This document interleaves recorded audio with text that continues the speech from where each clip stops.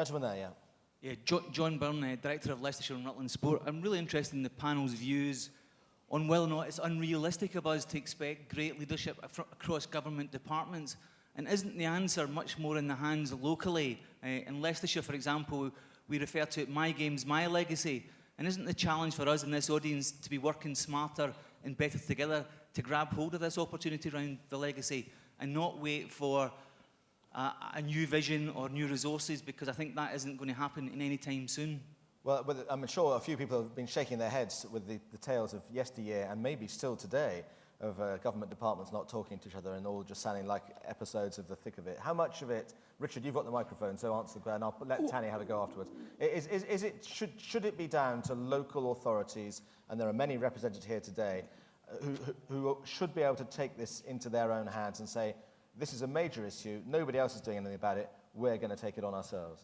Well, I'd like to think that could happen, but I don't think it can. I think government's got to lay strategy out, and I desperately tried in 2001, 2007 to put in regional sports boards, which was actually on those boards were people from the regions, from local authorities, from health, from the probation service, and obviously sport as well, trying to bring together, because one thing I found when I was in government, if you could get it out of Whitehall, you'd got a far better chance in the regions or at local level getting people working together, because they've got an enlightened self-interest to do it for their region.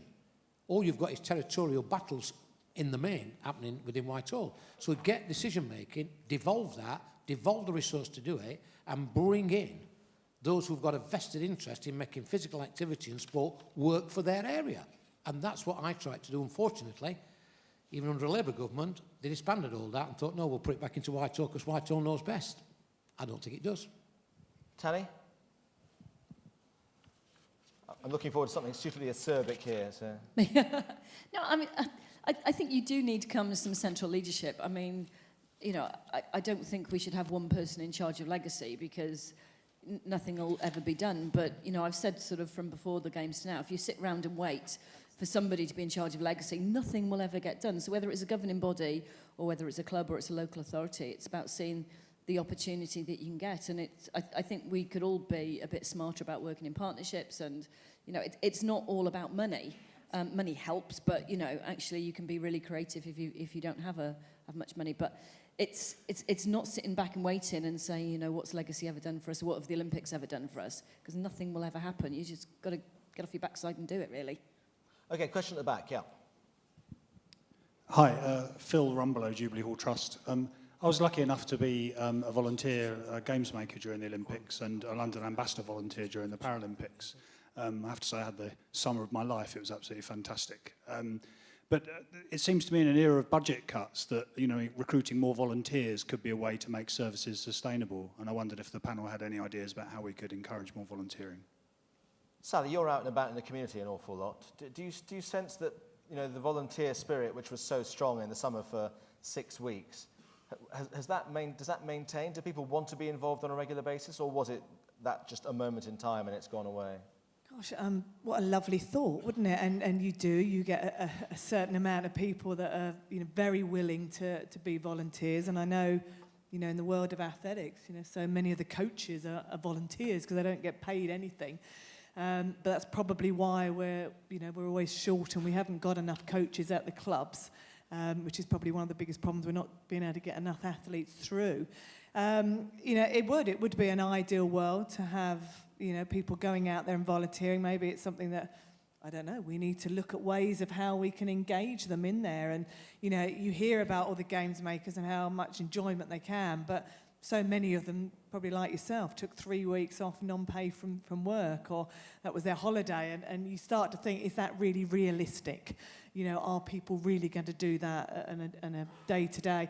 Maybe we need to look at retired people, and I know a lot of the games makers and a lot of the drivers were retired people that were taking people around. Maybe that's an area we need to try and bring in. I'll go to if the questions. You've got any more thoughts?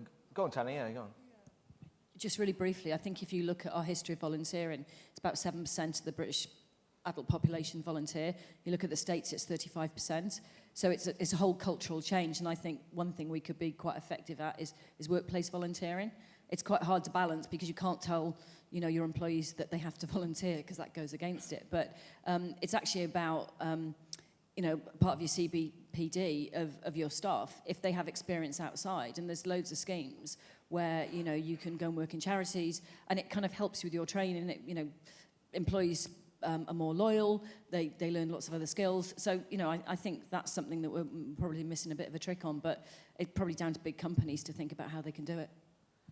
Yeah, Can I just say two things? I've been very struck by how many of the big companies now, apart from the ones who are actually involved in funding the Olympics at the top level, the Paralympics at the top level, have been willing to come out and do, you know, corporate responsibility volunteering. And I think that's really, really important. Local clubs getting involved with their local companies, that is happening. The second thing is, I mean, if it wasn't for volunteers and the kind of people that Sally's talked about right through sport, we would not have grassroots sport in this country, because there is nobody funding it particularly. It is run at the grassroots. When I talk about the grassroots, I mean the very grassroots, a small community club on a housing estate that's bringing kids together to play football. You know, all of that is run by volunteers.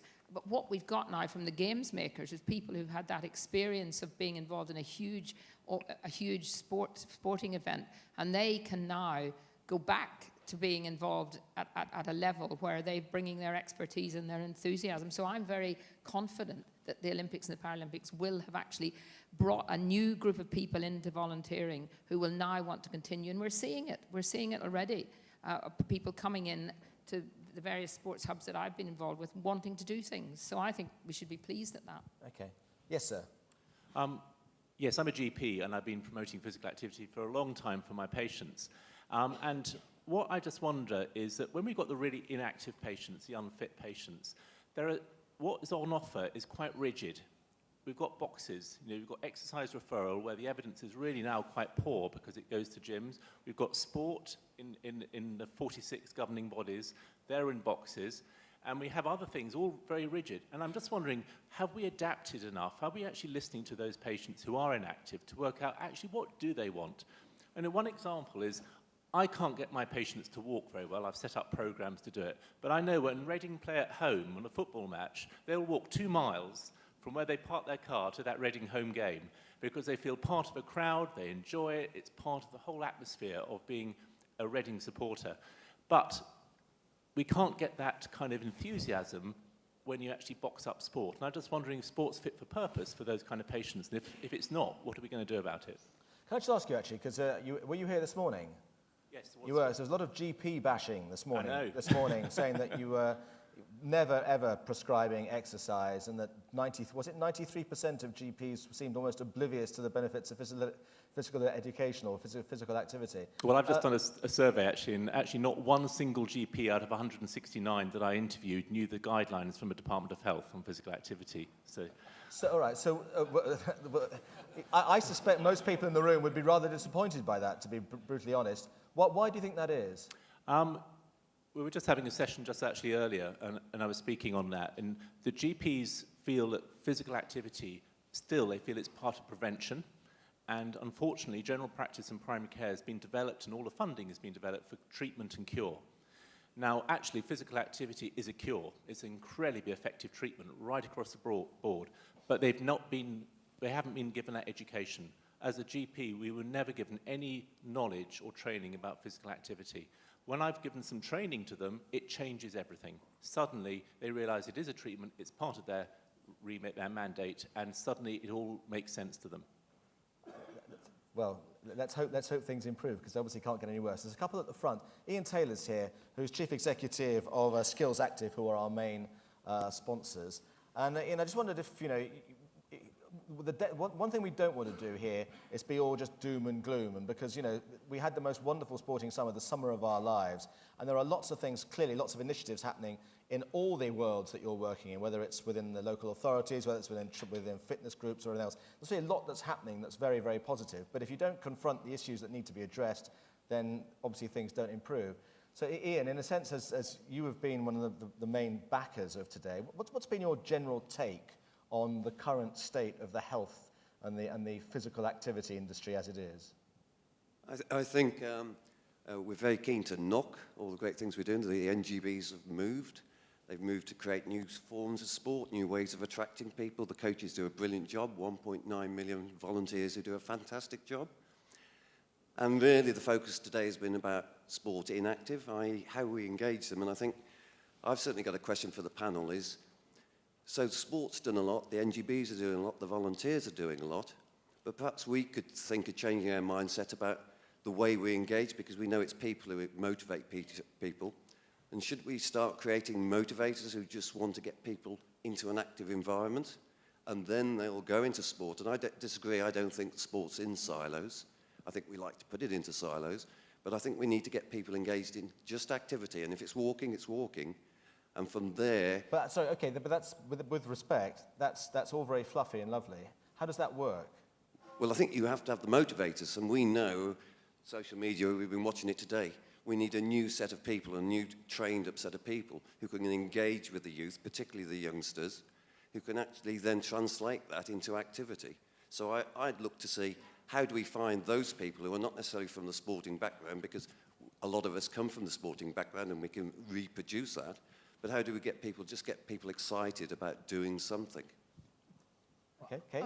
I think that sounds a bit like setting up another sort of bureaucracy and employing people who sort of go around in suits. You know, I mean, I think that there are, young people are motivated in very many different ways. One of the most interesting ways we've got people in parts of London being motivated is because actually many of them want a job.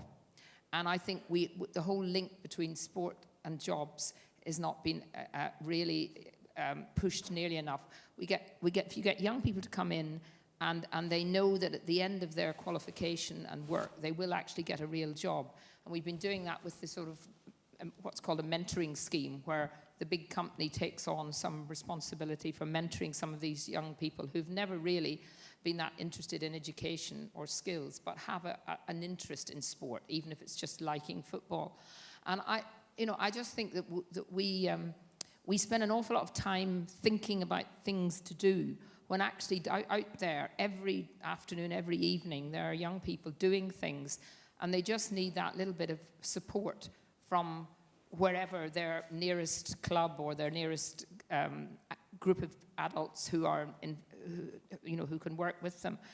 And I think we'll change attitudes by very, very much families understanding that if their young person actually gets a chance to take part in sport, that it's not just about enjoying the sport or becoming an Olympic athlete. It's actually about all those skills that we talked about: confidence, self-determination, being able to really get yourself perhaps into a job.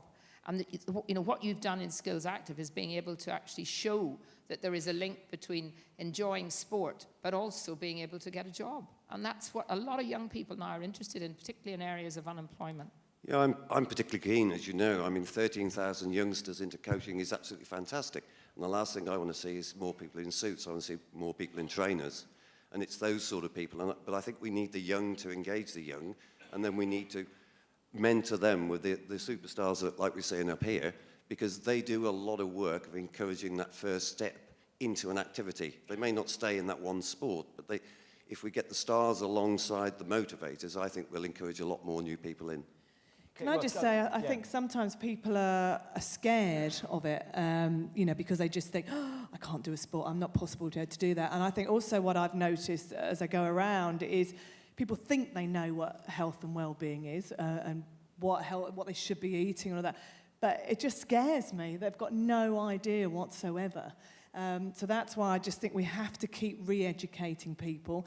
And what we do a lot in companies is that we will have ambassadors. So we will work with ambassadors, because if it's people that they know and people that, know a certain amount, you can motivate them and that will spread out. And I think, maybe that's something that needs to be done much more in the communities and working with people that they actually know.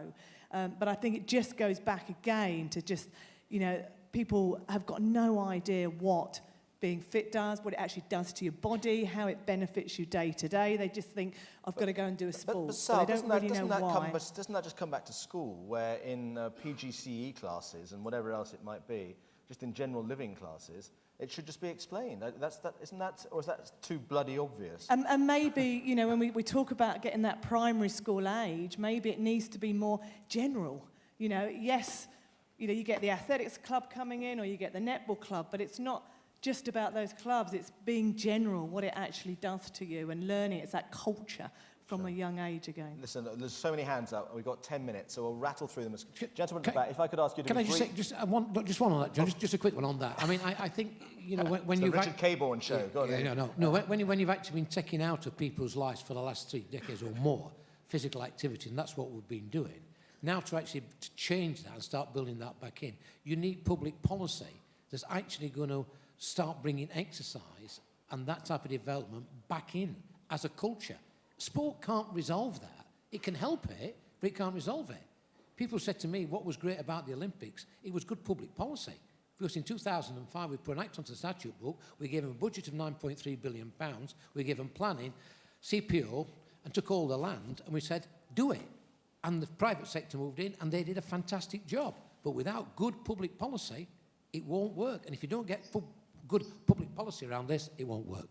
Go on, Kate. I just quickly want to answer that question. I think it's about knowledge and accessibility. And if we're talking about going into schools and we're talking about young children and they may not want to play hockey, netball, cricket, football, they may not want to do that. They may want to do Zumba, they may want to do parkour, they may want to do lots of different things. And they may not be able to get that in their PE lessons, but maybe the schools can communicate to these kids using social networking sites to show them where these things are, to make sure it's accessible for them. Because I was very grateful for my parents carting me around left, right, centre, but my parents were active. If my parents were inactive and never did activity, they wouldn't have taken me anywhere. They wouldn't have had a clue where to go.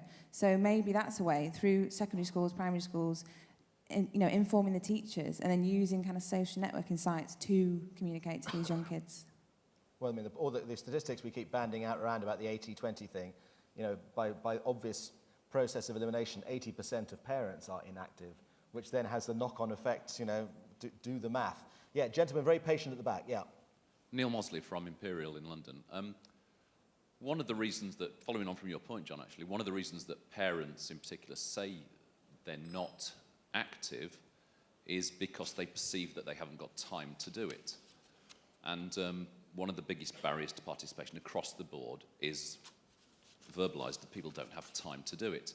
Now, to me, 150 minutes is scary as hell. How am I going to find 150 minutes to do exercise in a working week? Sally's alluded to the fact that people are stressed because they're working lots of hours.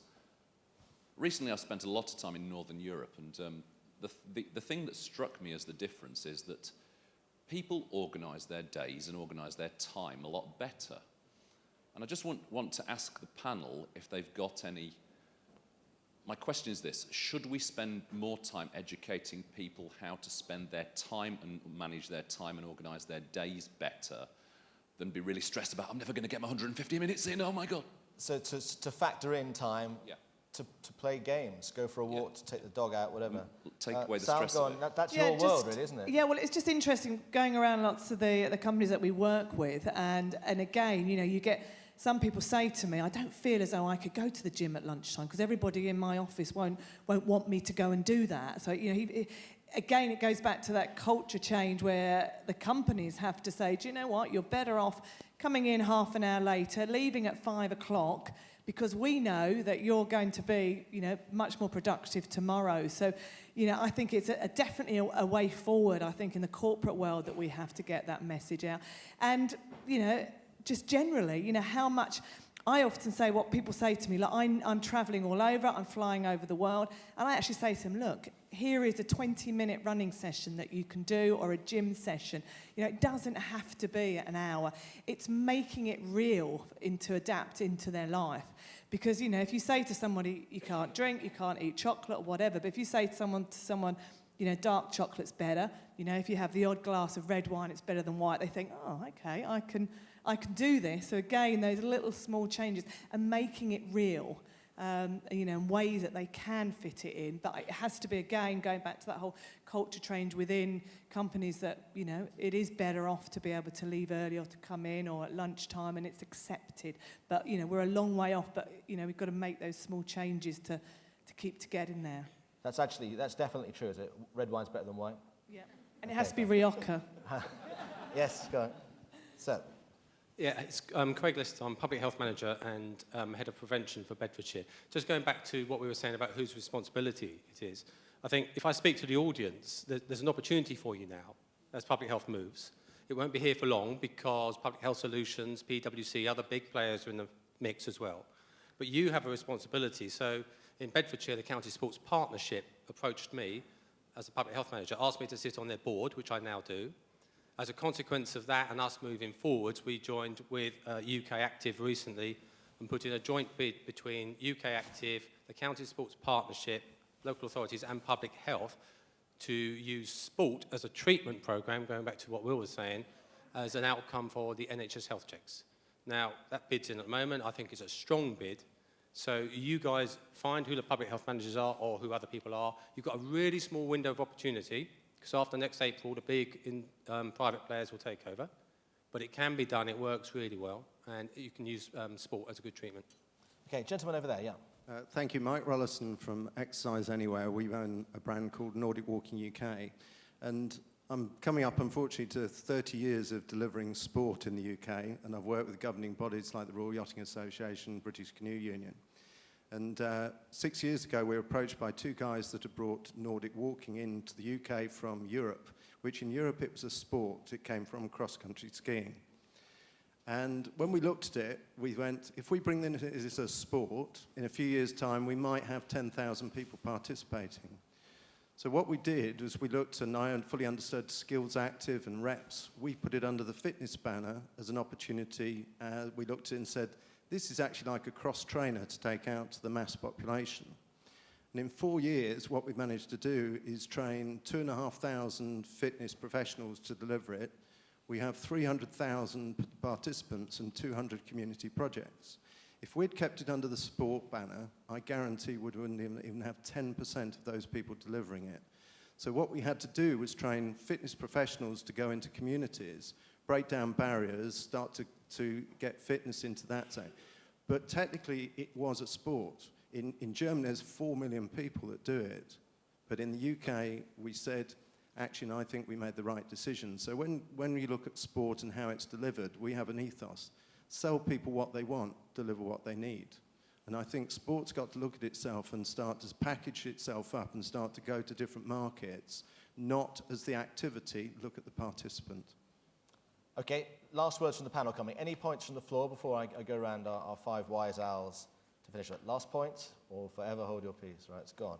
So, I mean, you in a sense have the last word on the day, and I know you haven't all been here all day, but if I paraphrase this and I get it wrong, jeer, but it does seem that a lot of the issues in this very complicated jigsaw are about getting people engaged, not necessarily in competitive sport, but just getting people out there and involved in some kind of physical activity for their own personal betterment. Whether it's the under fives, whether it's at school, whether it's young mums, whether it's people in the workplace, no matter what it is there one, if you were giving one message to the people out here who have to deliver it basically in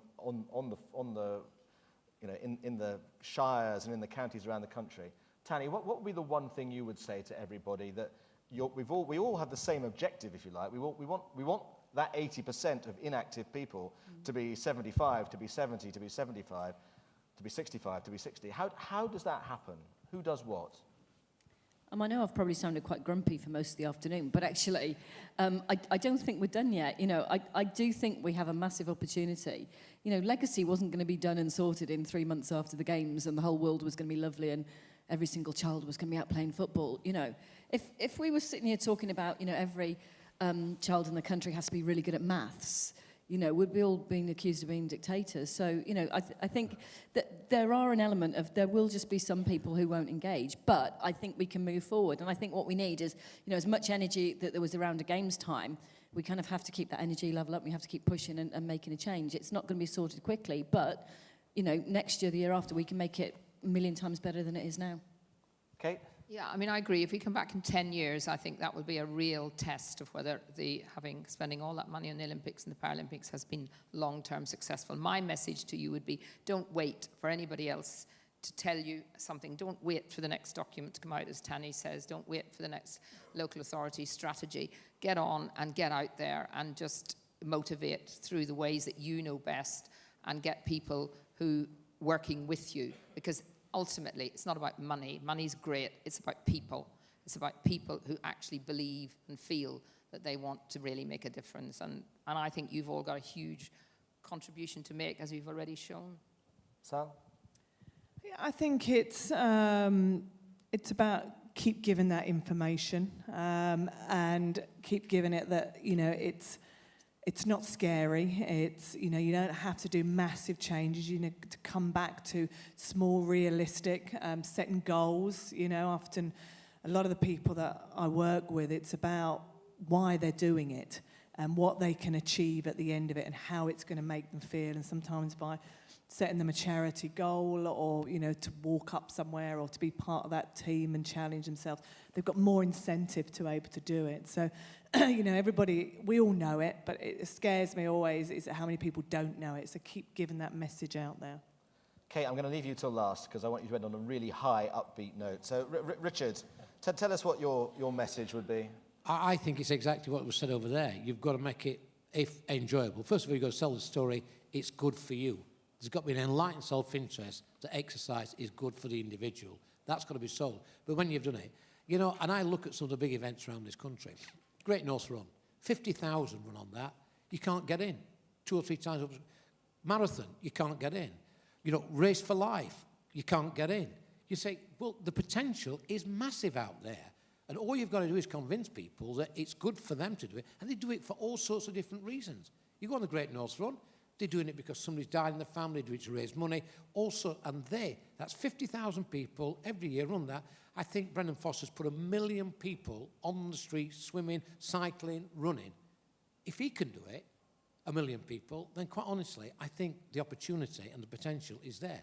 It's sometimes how we approach it, and we've got to make it fun, and we've got to say to people, it's really good for you, and it's enlightened self-interest, and that's, I think, how you win people over. So, Kate, the joy of sport, never better exemplified than by your face on the, not when it was beaten up, but when it was restored and you were able to win a bronze medal. Just tell us, because I'm sure people would love to know. Have you got your medal with you? I do. It's in my handbag. Does someone want to chuck it over? Where is your handbag, Kate? Shall I? Yeah, do you want to go? Right, Can I'll you just talk do a little catwalk and over walk here. at the same time? Here we are. I'll walk and talk, yes. Okay. So just tell us about what it was like to win that medal and just like being part of that extraordinary 6 weeks of joy. A bronze medal's always a little bit tricky. Oh, lovely, thanks. Here we are. Feel free to Thanks, Mike applaud. Stan. Feel to applaud the size of the medal.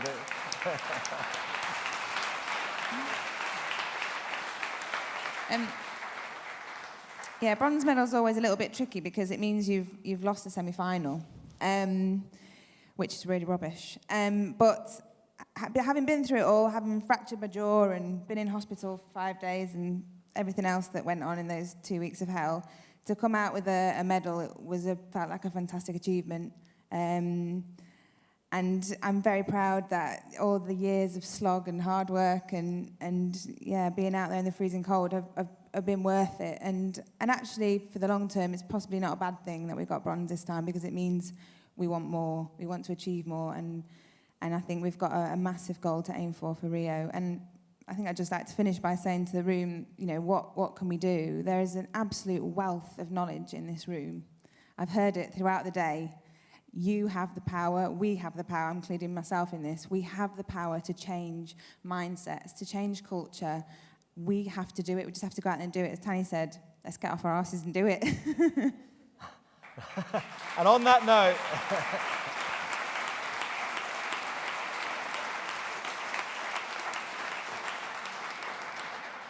on that note, can I just say thank you to our very esteemed panel, to Tanny and Kate and Sally and Richard.